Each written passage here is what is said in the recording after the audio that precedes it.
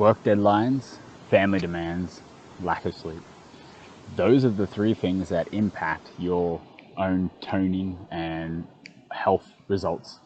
When it comes to trying to change how our body works and also improving and toning up our body or feeling healthier, we are influenced by this thing called stress. And so stress is often not always something that we generally think of intuitively. For a lot of us, stress seems to be something of a weird concept. We tend to think of the work stress or family stress or training stress. We tend to think of those things happening kind of separately.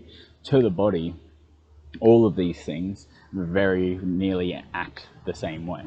And a lot of stress, a lot of things that upset us over time, a lot of things like work, family, lack of sleep, increase our tiny chronic micro amounts of stress that we feel on a day-to-day basis.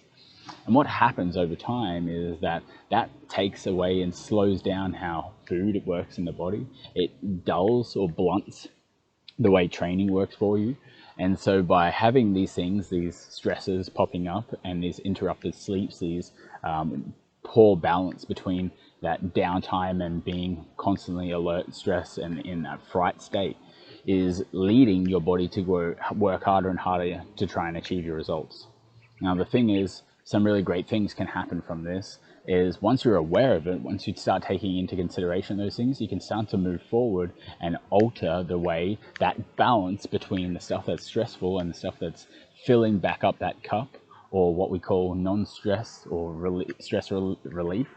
We want to find ways to correct that balance, to be closer to a 50-50. If not a 50-50, somewhere like a 60-40 would do. So, ways in which you can do this are generally not by going for more like meditation, by going for more like training sessions, by not doing more walking.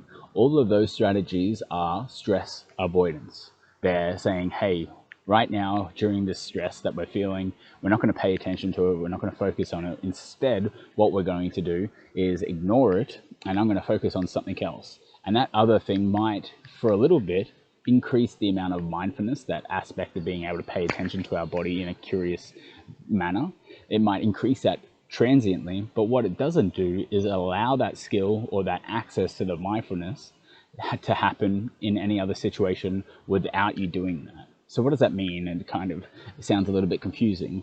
When you go train, unless you're able to train and you get into that mindful moment, if you're in situations where you can't train, then you can't really rely on training to be that stress management strategy for you, right? And so by using stress avoidance strategies, like going for more walks, focusing on doing a bit more journaling or doing some downtime or going for a training session, all the strategies that get pilfered around the social media and parroted by every other poor understood coach out there, what you actually want to be doing is working on stress releasing management strategies. So either stress releasing or stress management. One of them is the ability to let go of that stress. The other one is the ability to understand how that stress fits in your life and manage the amount to suit your needs. So stress relieving stuff would be like the mindfulness aspects that come from that training or the walking or the meditation, but it's learning how to pay attention to that stress and then process it and let it go.